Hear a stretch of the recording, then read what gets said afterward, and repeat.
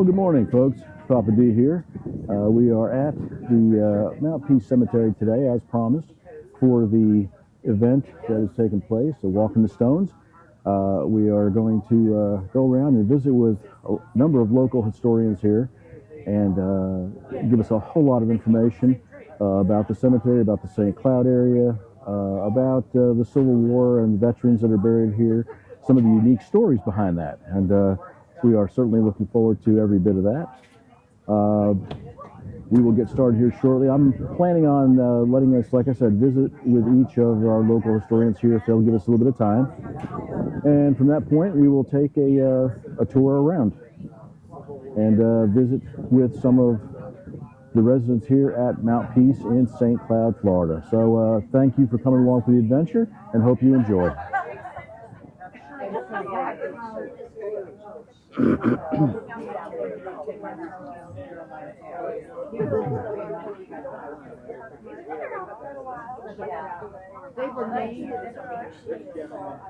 Hey folks, Papa D here. We are starting off the event today. We're going to start off with our fire marshal here in St. Cloud, Mr. Tonks.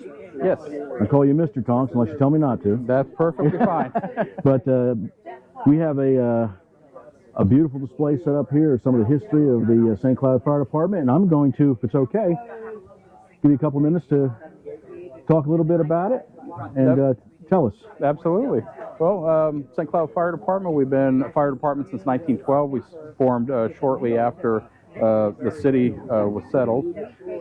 So we've been open for business since 1912, never been closed for a single minute. And we've progressed over the years from small stations. This building's still standing. It's at the corner of Florida Ave and 10th Street. It's now Osceola Engineering. And it used to house the police department, city hall, and the fire department. And now we're up to 3 stations with our fire department, and we're rapidly growing along with the city. Growing the way the city's growing. Yep. And you might wonder why we have a picture of a Palm Beach Gardens fire truck on our table. And that's because in 1964, when we purchased this truck, which is parked over by the roadway right now, we sold our 1940 American LaFrance engine to Palm Beach Gardens and helped start the Palm Beach Gardens Fire Department. That is awesome. And they still have it. I tried to buy it. They said no. And I actually took that picture. I went down to see it, and they did a good job restoring it recently. All right. And we have, again, we're talking about the old. We're showing the new. And as far as the fire department now, what's the manpower at the fire department and complement of trucks and whatnot? Just a little bit of, I know we've grown dramatically. Right now we have 3 stations, but we have 4 fire stations operating out of 3 fire stations. So we have 4 engines, 4 advanced life support rescues, and a shift commander and a boat. We just purchased a small brush truck because we're starting to expand to some wooded areas. We're sitting closer to 90 people right now, full-time paid employees, plus, and that includes administrative staff and fire prevention staff.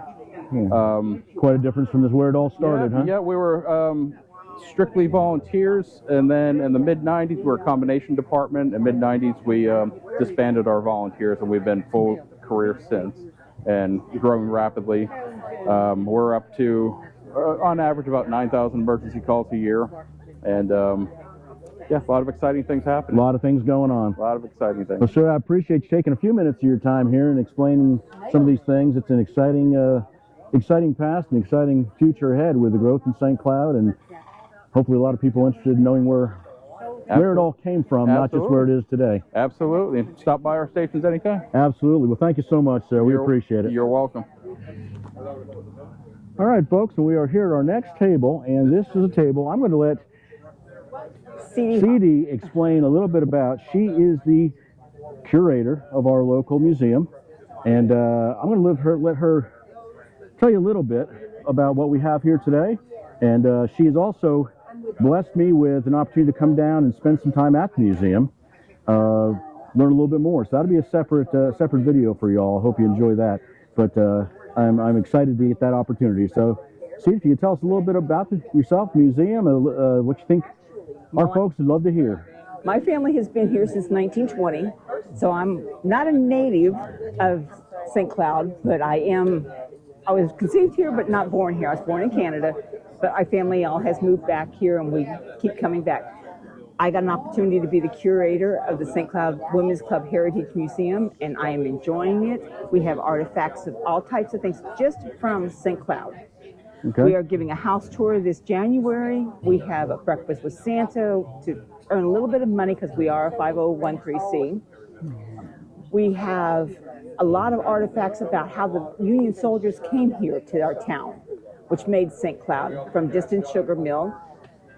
And they drew names out of the hat. We have the old water pipes that came through and all like Wow. this. We're working with the fire department to find the fire plugs that used to be here. So history is always in the making. Always looking for something. Roughly, how many artifacts do you have at the museum now, would you think? I know you have some on display, some in storage. It all depends on what's going I on. couldn't say, but it's been since 2005 that we have been open. Okay. So we have a lot of them, and we don't take anything on loan. We all are just what we have in there. If we happen to have something of Osceola, we do pass it on to the Osceola Historical Society. Okay. Awesome. Now, I want to get a little bit down here because we want to make sure people are aware that there's going to be a historic house tour. There we go. My centering here is such to be desired, but the sun is playing havoc. Now, what do we have?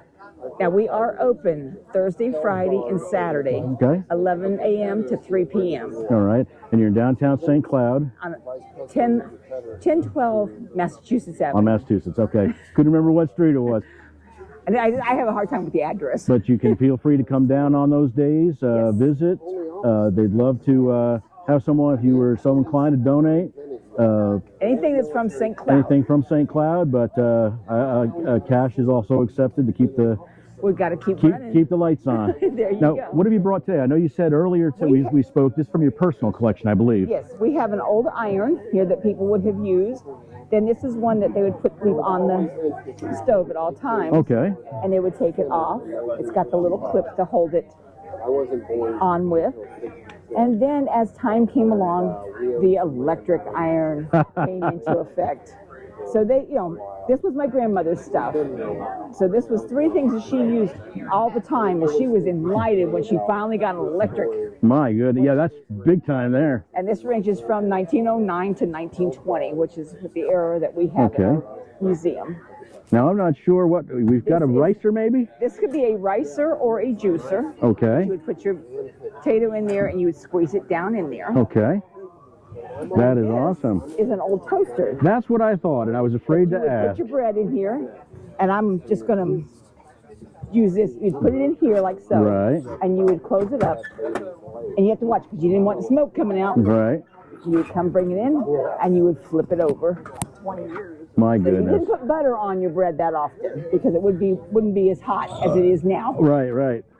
That But is. it too is electric. Now, about what time frame is Both that? of these are 1920s. 1920s, okay. That is amazing. All right. And we have, This is same thing, a toaster, isn't it? This is a toaster also. You would put this over the fire, and the flames would come up underneath. And again, you would turn your bread Right. over. They still have these to use for camping. I have seen those. I have seen, some things never go out of style. And then we also have the awl, which you see where you put your suet into here, Okay. and you would sew your saddles up. Oh, okay. And you could also turn it over and darn your socks if you needed to on that end. So this was a multi-use A multi-use tool, from a horse to a sock. I know. That is cool. I see you have razors. You have you spoke a little bit about that earlier with me. This is a cigarette case that would have been used years ago. This is about 1960s that you would have your rolled cigarettes that would go Right. into here. And these are curtain rods Curtain rods. that you would pull out, and then they would swing out. You would have them crossing or out, and then you would swing them out to open up your windows. Now you plan on using those? Oh yes, these I have one set already in my house, and I have a 1920 home. So That is gonna look beautiful. It's authentic to the house. Awesome. A lot of cool stuff. And this is just a piece of it, folks. If you come down to the museum, There's a multitude. you're going to see a lot more. And we'd love to have you. And again, let's One last look down here. I want to make sure you all are aware that the Women's Club is having the historical, excuse me, house tour, January 19th and 20th.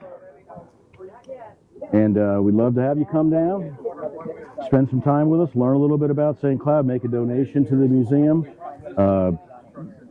We'd love to be a part. Love to have you be a part of that.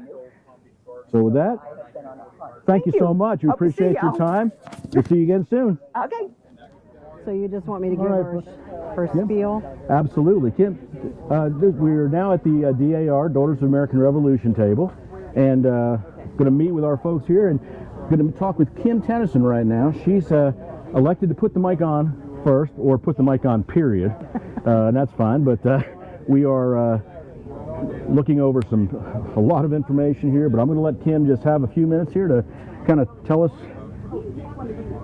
the story. Okay. Well, we're Daughters of the American Revolution. We're a lineage-based service organization, non-political, and we focus on historic preservation, education, and patriotism.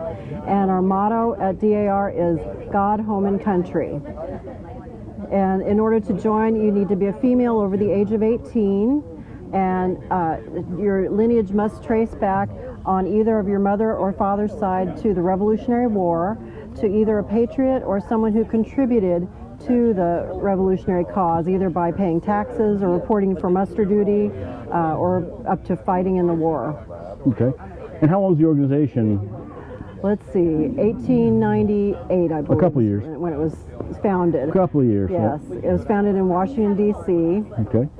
and they have a building still in Washington, D.C. Right. And so we celebrate, we have Continental Congress every year, and I believe our place that they have the Continental Congress is also one of the biggest venues in Washington, D.C. Okay. And they host musical performances, and all types of organizations come to our building Okay. for that use. And you have a location here. Yes, In St. Cloud? we meet at Diane's Tea Room and Restaurant. We meet monthly, and we have a program speaker every month. We do service projects sometimes in our meetings. Like this last meeting, we had a beautiful Veterans Day ceremony for Vietnam veterans, and they all got a pin, and we had a missing man table, and we had the Boy Scout troop of Orlando that came and presented the colors, or that means to present the flags. And it was a beautiful ceremony. Awesome. So there's events all year long, spread Yes, out, going on. yes. Do you have a web page that people can go to? Well, or? we have a Facebook page, and it's under Joshua Stevens Chapter NSDAR. Okay. And we also have Instagram, Joshua Stevens Chapter NSDAR. And you certainly interested in hearing from people that would qualify for Of membership, course. or just being involved in your organization just to learn? All we need is their parents' mother and father names and birth dates, their grandparents' mother and father's names and birth dates. Okay. And we can go from there and hopefully get them on. That's awesome. Now, anything, I know you've got a whole lot of pictures, and we're not going to fan through all that, because Yes. I know this is something that, so anybody can take their time, because we want people to come out also and visit. That's the next thing. But who do you have with you today? Well, start at the end here. Jeannie Brown is our chapter vice regent. All righty. Hello there, Jeannie. Hi, how are you? My patriot comes from New Jersey. Grew up with General George Washington when he quested. I'm a Jersey boy originally, so good to meet you. Yeah, so, and I relocated down to this area to retire. So I've joined the St. Cloud chapter. Absolutely. Well, very nice to meet you, and nice to meet another Jerseyite. Yeah, You know, we just keep coming on down. We come down and won't leave. That's, oh, that's true. well, I'm thankful my daughter and son-in-law moved here first Yeah. and gave me an opportunity to do things like this. All right. This is our chapter chaplain, Lori Swaby. Lori, nice to meet you. You look awesome today. Thank you. My chapter, or my patriot, is Jonathan Rockwell, Okay. and he's out of he served with the Massachusetts infantry Okay. during the war. Awesome. Now, did you move to St. Cloud, or have you been here? Are you I've lived and worked here for over 20 years. all right, so you're a long timer. All right. Jenny, did you tell us who you're? No, I did not. Nope. I'm the chapter regent, Kim Tennyson, and my patriot is John Sevier. He was the first governor of Tennessee. So I moved yeah. here from Tennessee about a year and a half ago. So Oh, okay. Yeah. absolutely. So you know who he is. Sevier is the name. Yes, Yeah, ma'am. my great-great-grandmother was Amanda Sevier, so I was Okay. descended from her. She married a Briton, and that's my maiden name. Okay. So, Sevier County. yes, yes, for sure. And this is our treasured, she's our registrar, and she is treasured, and so she helps get members into the I chapter. will dig into their And this is- genealogy and help Make sure they are who they are. And I actually will help them find their descendants and all the paperwork they need, and I will help them do everything. I'm Susie Smith. Okay, Susie, nice to meet you She too. sends the information in, I'll do whatever I can to help them get in the organization. Awesome. Yeah, we have my brother-in-law, ex-brother-in-law who passed, is Gates, and he's got his genealogy went back, and there's some things that I don't fully know, but need to learn a little bit more about. You know, as a Bennett, I'm not Who sure was where we your ended up, patriot? but Oh, my patriot was Ebenezer Abbott out of Massachusetts. alrighty. I love that name. I love it. I was going to say that's an awesome name. Uh-huh. Unless you are in A Christmas Carol. Oh, yeah, well, Scrooge. Early on in A Christmas Carol. Towards the end, yeah, he's a good guy. Well, that's awesome. Ladies, I appreciate your time. I really do. That was awesome. And the plan of action is to try to get with everybody in the future maybe and spend a little bit more time, get a little bit more history We'd love it. to post online. My goal has always been to kind of get these things out to people that aren't from around here, our folks from Jersey and from Tennessee and wherever else. They don't, I guess we don't want them to all know we're here. But it's okay to visit. Yes. And there's a lot of history down here, and Yes, there y'all are is. part of it. So, Yeah. well, thank you so much. Thank I you. appreciate your time, and I'll let you get back to what you were doing. Thank you. thank you so much. All right, folks, we are here at the Sons of the Union Veterans of the Civil War, Lucius L. Mitchell Camp number 4 here in St. Cloud. They've got a table set up here at our event. A whole lot of history. I've spoken to this gentleman just for a few minutes earlier today, and I hope to spend a whole lot more time with him later today.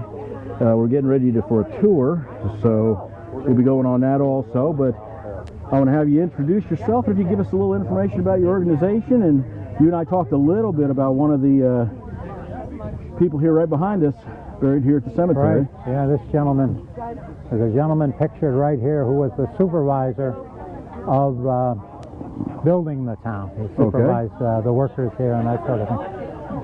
I'm Mike Urell. I'm with the Sons of Union Veterans. I'm originally from Connecticut, but I've always had a great interest in the Civil War. And when we moved down here, I found that in St. Cloud there was a Sons of Union Veteran group that I joined, and our goal is to preserve the memory of the old Union Army veterans. We don't want them to be forgotten. Right. This is quite a setting where I don't think they could be forgotten. There's so many things that they've left behind here. Right. And as I described, the town was thought of by a man by the name of John McElroy out of Washington, D.C. He ran a newspaper called the National Tribune. Okay. And the National Tribune later is going to become Stars and Stripes. But back in the day, it was came out twice a month, and it would be read by the Union Army veteran. And John McElroy got the idea around this 1908, 1909, to have a piece of land where the old veteran could spend his final days and relax in nice weather. And they came upon St. Cloud. Okay. So they came down. For a while there was nothing here, but they very quickly built it up. And within 4 years, they had 4,000 Union veterans living here. And many of them had pensions and were, for that day, fairly well-to-do. And they built a nice town. A lot of businesses came down and started up down here. And they got electricity, and they got refrigeration and ice houses, and made it into a very livable place. Then they continued living here, and many of them, when they passed away, they went back north, but about 10% of them, I was told, of the 4,000 remained in the graveyard that you see around us here in St. Cloud. So there's about 430 or so Union Army veterans buried right here. And we're told that this is the largest civilian, non-military graveyard for Union veterans in the South. Really? Could you put that back around I sure can. my chair? I'd be glad to. That's Larissa, the town You'll meet historian. Larissa in a little while. Oh, good. Okay. You'll meet her. She's very knowledgeable. So Now, the average age you'd indicated earlier of people that were moving 65. down here was not young men. they're 65, Yeah. 70, and sometimes a lot older. The first man to come down came down from Chicago, near Chicago, and his name was Haunch. And he was in an Illinois regiment, and he came down with his daughter and son, and he is seen just barely in this tent here. The gentleman that was the supervisor came down on the same train with him, and they arrived in May of 1909, so he was really the first First one. settler of St. Cloud. Many more followed after that. And these men came down here. They were not young men by the terms of the Not at all. era they were in, and they come down here and built homes and made a life. They waited. After Maybe fighting they the were war. Maybe they were having a home built for them. Some of them built their own homes. More often, they had builders build them. They would wait in tents. They would set up tents on a wooden platform. The government, for a while, gave them tents, Right. and they set up churches that way too. And eventually, buildings were built and houses were built, and it became a town. But yeah, they came down here starting in 1909. They founded the GAR down here, which Okay. was a post of the old GAR. I have a picture over here Sure. of the monument to Benjamin Franklin Stevenson in Washington, D.C. There is a monument near the National Archives on Pennsylvania Avenue to this man that founded the Grand Army of the Republic, GAR. which was similar to the American Legion, only when they all died off, the last veteran died in 1956, they didn't, it ended. They folded up their tents, and that was... Folded up and yeah. left. And maybe the government, town government took over the building or whatever. In St. Cloud, it was sold to private people. It still exists today. There is a GAR hall in St. Cloud. This is the GAR hall back in the day. It'd be hard to see with the camera, but that's Abraham Lincoln. Probably this was Lincoln's birthday. They were all celebrating Lincoln's birthday, and there's people in and out of the hall, the GAR hall. The old hall is in the background. That was built before this hall was completed around 1913 or so. Now, the GAR building, what is that now? It's privately owned. The gentleman that owns it is going to keep it until he passes. Then he's leaving it to his children to decide what they want to do with it. It's Okay. currently empty. But the building, it's still here and it's still in use. Still here, yeah. Yeah. Amazing. Now, do you have any events coming up that you all are... We just recently were in the, we had a representative in the Zephyr Hills Veterans Day Parade. Okay. We go to this event to tell to townspeople what they have here, how their town was founded. A lot of people are not aware of all the history there is here. Right. And Memorial Day is the biggest day. That was the day founded by the GAR. Right. And out of Washington, D.C. And there's all sorts of Memorial Day. Previous to that, there's other groups that celebrated the Union Army and all the sacrifices they made. But they made it more ritualistic, a certain way of doing it. Sure. The GAR. Well, what is your membership here in the St. Cloud area in the GAR? In the old days, there were quite a few members, probably numbering, a close 500, maybe something like that. Okay. But we have about 30 members of the Sons of Union Veterans here. And is there what's the procedure if there was someone who wanted to join or become a member or get involved with your organization? They would check their ancestry, and we would check their ancestry to see that they were related on their mother's side or their father's side to an uncle or to a father, grandfather, or whatever that fought in the that was in the Civil War. Very similar to the DAR that I spoke to those ladies It is earlier. open to members of people that had relatives that were in the Civil War. Okay. Yeah. Awesome. Well, folks, I hope you found this interesting. I know you have, and we're going to try to get some more information. I know we've talked about meeting a little bit off on the side and getting some more information about the organization, some of the members, some of the history that the people that are buried here at the cemetery. A lot of the members think up projects of their own that they're interested in, and they go off and report back to us on what they've learned. Okay. They ask for help if they need help, and we help them with it. Well, if you have those projects come up, then we'd love to be a part of it. If could let me know, and love to come out and share that with the public that wouldn't have a chance maybe to get down here to beautiful St. Cloud. By the way, we've had about a week's worth of rain down here. Yeah. So nobody picked the day, but picked the weather. But you can pick the day. It's a beautiful day. And it turned out to be a beautiful day. So we're going to get a chance to experience that. Right. But thank you so much. Appreciate your time and all that information. And I'm looking forward to getting with you separate and maybe getting a little bit more information that we can get out to the viewers. We are on Facebook. Of course. Well, thank you so much. All Have right. a great day. You too.